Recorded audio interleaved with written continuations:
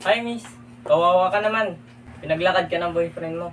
Kung gusto mo, sumakay ka na lang sa dala kong kotse. Ayun oh. Awag na sir. At isa pa, naka-insulto ka naman. At alam mo naman, nandito ako na boyfriend niya. Iyaya mo pa talaga na sumakay sa kotse mo. Ano ka ba? Sige sir, sasama ko sa'yo. Gusto ko din sumakay dyan sa magandang kotse mo.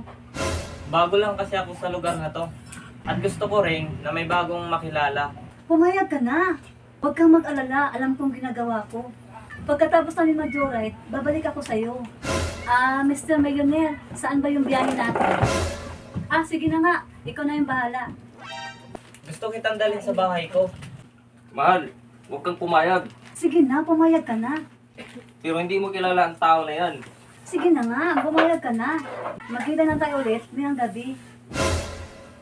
Sige na bro, pumayag ka na. Pasahin ko lang naman jowa mo eh. Pero kung gusto mo makita yung jowa mo, kung paano ko siya pasayahin, sumunod ka na lang sa bahay ko at ito yung address. Bilis-bilisan mo lang ang pagsunod, baka mahuli ka na sa kasiyahan. Tara na, Miss Beautiful! Oh my God.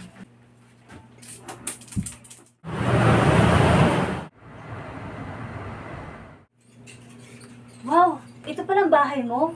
Napakaganda at napakalaki. Hindi lang ito yung bahay ko. 10 lahat yung bahay ko. Sa iba't ibang subdivision.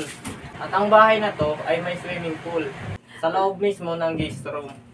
Tama-tama. Kasi nainitan na rin ako eh. At sigurado naman ako, napapailamin ako ng swimsuit. Tika lang, may nag-doorbell.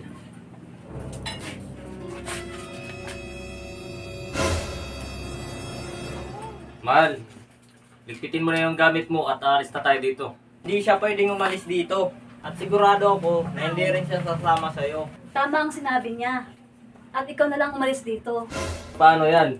Mahal na mahal kita. Mahal mo ako? Ito ang tunay na pagmamahal. At may sariling bahay at sasakyan.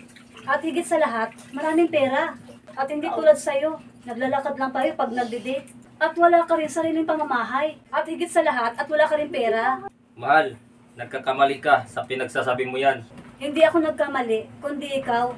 Ryan, gusto ko siyang palayasin ngayon mismo. Ngayon mismo, dito sa pamamahay mo. Bakit parang ayaw mong kumilos? Gusto ko, dalawa lang tayo dito. Paalisin mo na siya. Walang sino man ang pwedeng magpaalis sa akin dito. At bakit ha? Ang milyonaryong nasa harapan mo ngayon ay ang aking driver. Ang mga sasakyan at bahay na ito ay sa akin. Sinadya ko talaga magpanggap na mahirap para malaman ko kung mahal mo talaga ako. Ang lahat ng ito ay pagsubok sa'yo.